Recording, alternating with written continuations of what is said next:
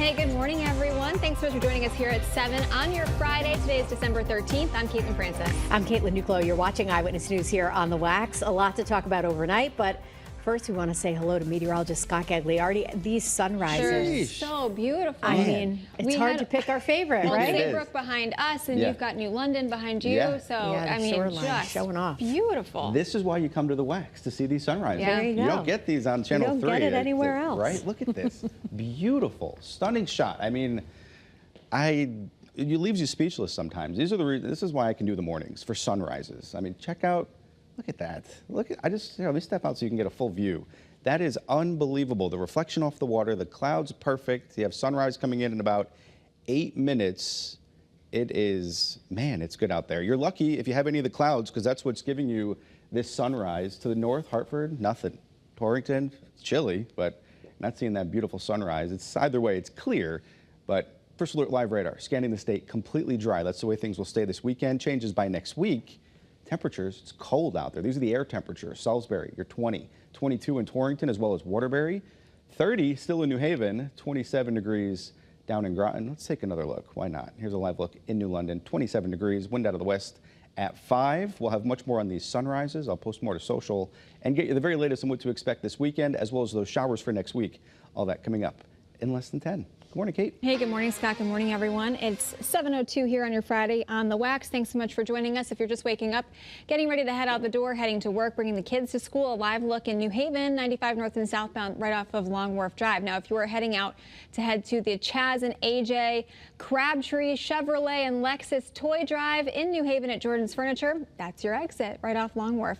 All right, live look across the rest of the state in Hartford, 91 north and southbound, in Waterbury, 84 east and westbound, in Middletown along Route 9, and in Meriden, 691 east and westbound. Things are still fairly quiet. No real heavy delays out there. No crashes. Daytime construction picks up between about 8:30 and 9 o'clock. And you can see the only area that we're seeing any slowdowns right now, not even doing too bad, in 95 southbound New Haven to the George Washington Bridge. Just a 73-minute ride so far this morning. Let's quick check at your Connecticut Chevy First Alert traffic report driven by your Connecticut Chevy dealers. We're tracking developing news in Hartford this morning. That's where police are looking for the criminal who shot a man late last night. Police say the violence played out right on the corner of New Britain Avenue and Claremont Streets. We do know the victim is in critical condition so far this morning. And your reporter Olivia Schuler joins us from the scene. Olivia, what's the latest?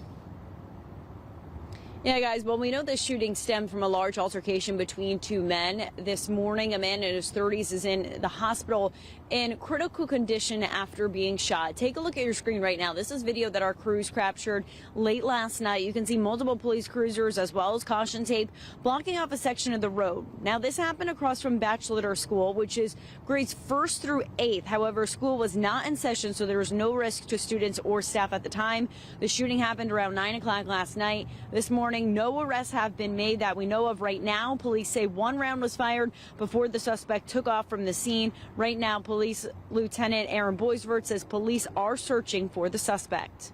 We recovered some video in the area, both private and city. Shows a clear altercation before the shot went off. So these two individuals clearly knew each other. Now, this morning, I have reached out to Hartford Police Department to see if they have an update to their investigation. When we last heard from them last night, we were told that the victim was in extremely critical condition in the hospital. So this morning, we are trying to learn if there's been any changes to his condition. As soon as we have that info for you, we'll update you here on the WFSB News app. Your reporter in Hartford, Olivia Schuler, Channel 3 Eyewitness News. Also this morning, police in Manchester investigating what they're calling a possible robbery attempt. It happened at Neighbors Mart on Center Street. So far, no information on a suspect. Of course, we'll bring you the latest as we learn more. And right now, a woman from Waterbury is facing multiple charges in connection with a hit-and-run crash that left 2 women hurt. Police say you can see her right here on your screen. 19-year-old Melanie Caminero turned herself in yesterday. That crash happened on Walnut Avenue back in October. Both of the victims are expected to survive. One, however, is still recovering in the hospital. Well, we have a big update for you here on a story that we've been following since October. The state is now offering a $10,000 reward for any information that leads to an arrest in the deadly hit and run that killed Hartford City Clerk Noel McGregor. He was run over on Route 2 in Colchester, and then he died last month. The driver who hit him took off, is still on the run. If you know anything, call police. Today, Hartford is saying goodbye to a former trailblazing politician, Mayor Thurman Milner. He served as the first black mayor in all of New England. Mayor Milner was passionate about civil rights, activism, and education. Today's service is open to the public. Your reporter, Marcy Jones, has more on how Mayor Thurman's life and legacy are being remembered today. Leaving behind a massive and historic legacy, Milner's life work will be felt throughout the community for generations to come. And today, the public is welcome to join in on saying a final goodbye. Milner, who passed away at the age of 91, leaves behind a historic legacy as the first black mayor of not only Hartford, but all of New England, serving from 1981 to 1987. Civil rights, education, and community, all of his work in those categories live on through Milner Middle School in the city's North End. Milner was also a man of faith, serving as a Sunday school teacher, a Bible study attendee, and a regular worshiper at the Metropolitan AME Zion Church, where his services will be held starting today at 10. Well, he was a very nice man. He looked out for the community, and he was very interested in what was going on in the community. The wake will begin at 10 and the funeral will start at noon. The procession will go all throughout the city before coming to Milner's final resting place at Spring Grove Cemetery. Your reporter in studio, Marcy Jones, Channel 3 Eyewitness News. It's 7:07. Controversy continues this morning in Ledyard after another public hearing about a proposal to excavate a site on Mount Decatur. Some people worry the project would create health hazards and a whole lot of noise, but developers insist the impact would be minimal. A final hearing is scheduled for Thursday, so make sure that you stay tuned here. We'll have the latest updates for you. Well, tomorrow marks 12 years since tragedy unfolded at Sandy Hook Elementary School in Newtown. The somber day is serving as a reminder for lawmakers to continue to fight against gun violence. Roger Suzanne has more for us in the studio here this morning. Good morning, Roger. Of course, we remember all of those victims at Sandy Hook today and every single day. And, you know, earlier this week, there was actually a vigil in their honor in Washington, D.C. for all of the Sandy Hook victims, as well as all of the people who died around the country because of gun violence. And a local gun safety charity, Sandy Hook Promise, which was actually created by parents who lost children at Sandy Hook Elementary. They help educate and empower children and adults in schools across the country, hopefully to prevent violence. That's the goal.